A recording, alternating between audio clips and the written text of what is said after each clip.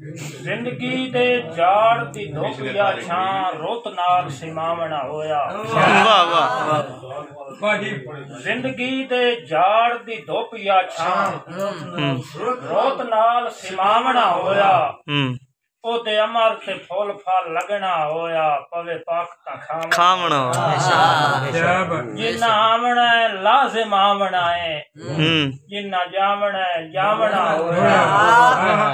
खाते सिदक मसूमा ते मथे खालिक लामना खाते मसूमा ते मथे खालिक लामना होया।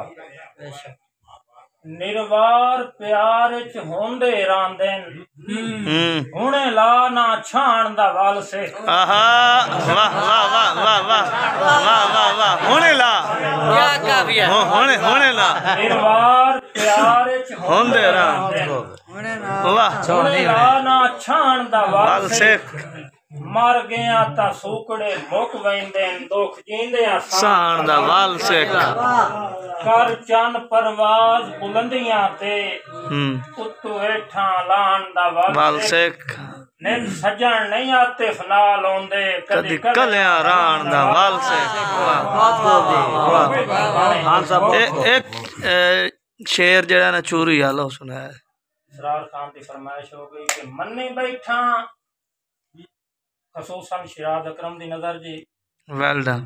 मन्नी बैठा ढोल शरीणियां मैं तेरे नां दियां ढेर वंडे सा। वाह वाह वाह वाह।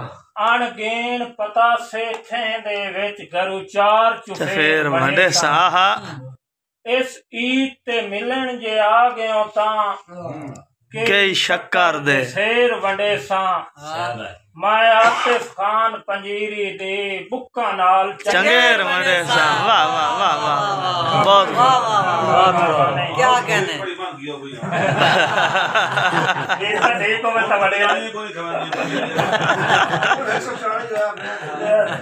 सजना दी आमद वतना आखिरी शेर लगी जरी एक थोड़क नसीबा नू मैथू लगदे आ तारियां बधियां।